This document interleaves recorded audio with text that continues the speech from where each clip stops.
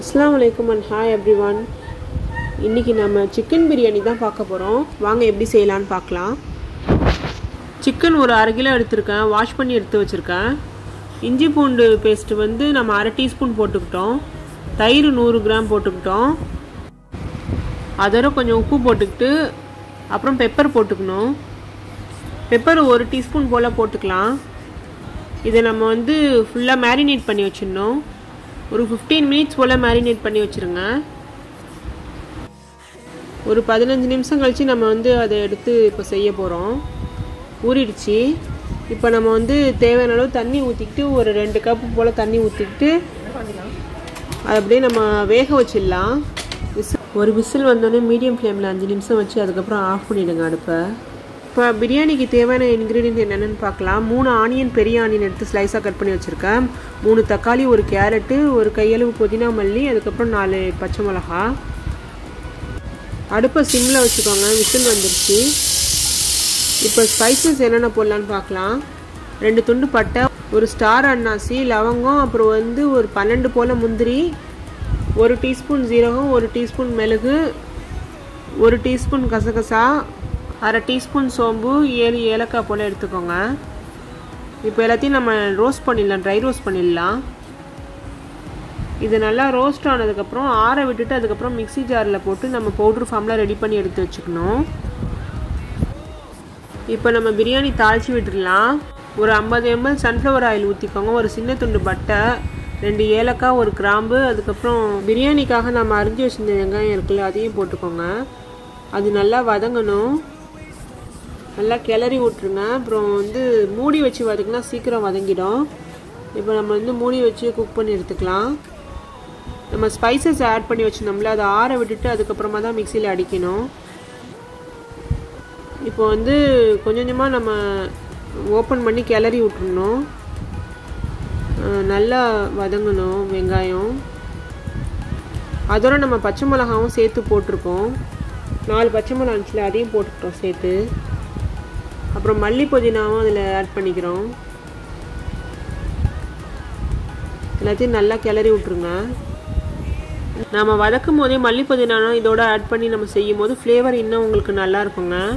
பிரியாணியோட டேஸ்ட்டை என்ஹான்ஸ் பண்ணி கொடுப்போங்க. இப்போ நம்ம தக்காளியும் கேரட்டும் போட்டுக்கலாம். வதங்கிடுச்சு வெங்காயம் நல்லா. அந்த இன்க்ரீடியன்ட் எல்லாத்தையும் போட்டுட்டு நல்லா வதக்கி விட்டுருணும். அதோட நம்ம உப்பு போட்டுக்கலாம். உப்பு வந்து எந்த அளவு தேவைன்னு பார்த்துட்டு போட்டுக்கணும். அப்புறம் நெய் ஒரு 1.5 டேபிள் ஸ்பூன் அளவு ஊற்றிக்கோங்க. அப்புறம் ஊற்றிட்டு நல்லா வதக்கி விட்ருங்க. குக் பண்ணுறதுக்கு 1/2 மணி நேரத்துக்கு முன்னாடியே இதில் 3 சுண்டளவு அரிசி ஊற வச்சாச்சுங்க. 24 கேரட் அரிசிங்க அது.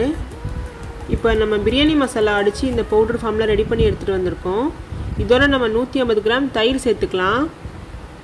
இதையும் கிரைண்ட் பண்ணி ரெடி பண்ணி வச்சுக்கோங்க. இப்போ வாங்க நல்லா வதக்கி விட்டுருங்க. அதோட நம்ம வந்து மசாலாவை சேர்க்கலாம். இப்போ நல்லா வதக்கி விட்டதுக்கப்புறம் இஞ்சி பூண்டு 3/4 டீஸ்பூன் போட்டுக்கோங்க. டேபிள் ஸ்பூனால் 3/4 டேபிள் ஸ்பூன் போட்டுக்கோங்க. அதையும் நல்லா ஃபுல்லாக கிளறி கொடுத்துருங்க. அப்புறம் அதை நம்ம வந்து வேக வைக்கணும். இன்னுமே நமக்கு வதங்கினா தான் நல்லா டேஸ்ட்டு கிடைக்குங்க. நம்ம வந்து கொஞ்சம் பொறுமையாக தாங்க செய்யணும். கொஞ்சம் லேட்டாக தான் ஆகும், ஆனால் நல்லாயிருக்கும் பிரியாணி இந்த மெத்தடில் செஞ்சேன்னா.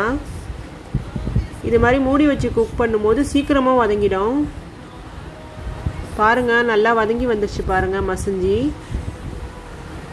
இப்போ மசாலா சேர்த்துக்கலாம். 2 டீஸ்பூன் மிளகாத்தூள் போட்டுக்கோங்க. 1/2 டீஸ்பூன் மஞ்சள் போட்டுக்கோங்க. ஃபுல்லாக ஒரு மிக்ஸ் கொடுத்துருங்க. அது நல்லா குக் ஆகி வரணும். ஸ்டவ்வை நம்ம சிம்லேயே வச்சு செஞ்சுருக்கோம். எண்ணெய் பிரிஞ்சு இந்த மாதிரி கன்சிஸ்டன்சி வர வரைக்கும் நம்ம பொறுமையாக நிதானமாக தான் செய்யணும். நம்ம மிக்சியில் அடித்து வச்சுருந்தோம் பிரியாணி மசாலா, அதை நம்ம இப்போ ஊற்றிக்கலாம். அப்புறம் நம்ம வந்து வேக வச்சுருந்த சிக்கனை வந்து அதில் போட்டுக்கலாம். தண்ணி மட்டும் எடுத்து வச்சுட்டு சிக்கனை நம்ம அப்படியே போட்டுடலாம். அதில் போட்டுட்டு கிளறி கொடுத்துருங்க. செத்த நேரம் அதில் இருக்கணும். அப்போ தான் அதோட ஃப்ளேவர் நல்லா இறங்கும், நல்லா வரும் உங்களுக்கு பிரியாணி. நம்ம சிக்கனை தயிரில் இந்த மாதிரி ஊற வச்சு செய்யும் போது சிக்கன் நமக்கு சாஃப்டாக வெந்து வரும், சீக்கிரமாகவும் வெந்துடும். இந்த மாதிரி குக்காகி வந்ததுக்கப்புறம் எண்ணெய் பிரிஞ்சு மேலே வந்துடும். இப்போ நம்ம தண்ணியை ரைஸுக்கு தேவையான அளவு தண்ணி கலந்துக்கலாம். நம்ம வந்து 3 சுண்டு எடுத்திருக்கோம். அது டம்ளரால் ஒரு 6 டம்ளர் தண்ணி ஊற்றிக்கலாம்.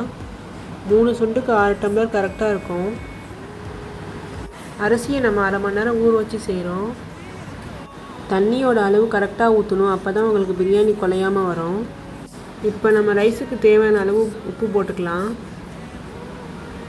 பிரியாணியில் உப்போட அளவுனா கரெக்டாக இருக்கான்னு பார்த்து செக் பண்ணிக்கணும். ஒரு மூடி வச்சு மூடிடுங்க. நல்லா கொதிச்சதுக்கப்புறம் நம்ம அரிசியை போட்டுக்கலாம். அதுக்கப்புறம் நம்ம லெமன் பிழிஞ்சு எடுத்துக்கிறோம். லெமன் வந்து ஒரு 2 லெமன் அளவு நான் போட்டிருக்கேன். இப்போ நம்ம அரிசி போட்டுடலாம். கழுவி வச்சுருக்கத ஊற வச்சு செய்யும் போது நல்லா இருக்குங்க. நீங்களும் அந்த மாதிரி ஊற வச்சு செஞ்சு பாருங்கள். இப்போ நம்ம அரிசியெல்லாம் போட்டாச்சு. அதோட கொஞ்சம் உப்பு போட்டுட்டு மூடி வச்சிடலாம். இந்த மாதிரி எண்ணெய் பிரிஞ்சு மேலே வரும். இந்த மாதிரி குக்காகி வந்ததுக்கப்புறமா நம்ம எல்லாத்தையும் பெரட்டி விட்டுருணுங்க.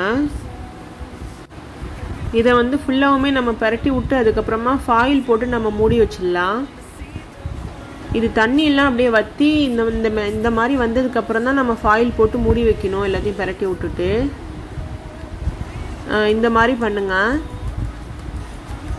இப்போ அவ்வளோதான், நம்ம ஃபாயில் போட்டு மூடி வச்சிடலாம். ஃபாயில் போட்டு மீடியம் ஃப்ளேமில் 5 நிமிஷம் வச்சுட்டு அதுக்கப்புறம் ஆஃப் பண்ணிவிடுங்க. சிம்மை மீடியம் ஃப்ளேமில் வச்சு தாங்க நம்ம செய்யணும். உங்களுக்கு இப்போ பிரியாணி ரெடி ஆகிடுச்சு. இப்போ ஒரு பிளேட்டில் நம்ம சர்வ் பண்ணி எடுத்துடலாம். இந்த மாதிரி மெத்தடில் நீங்களும் உங்கள் வீட்டில் செஞ்சு பாருங்கள். உங்களுக்கு இந்த வீடியோ பிடிச்சிருந்துச்சுன்னா லைக் பண்ணுங்கள், ஷேர் பண்ணுங்கள். மறக்காமல் என் சேனலை சப்ஸ்கிரைப் பண்ணிக்கோங்க.